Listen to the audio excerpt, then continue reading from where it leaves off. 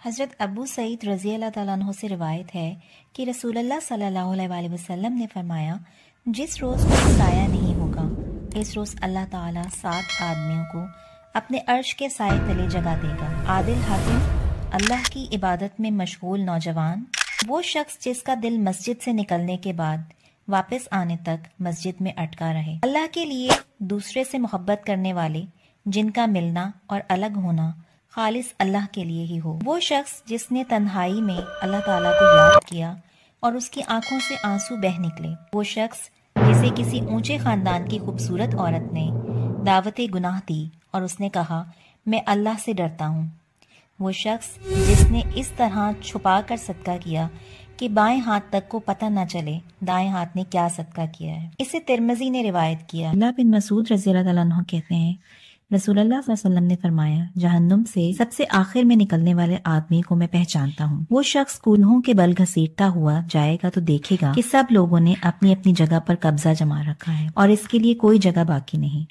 اس سے پوچھا جائے گا، تمہیں وہ وقت یاد ہے جب تم جہنم میں تھے؟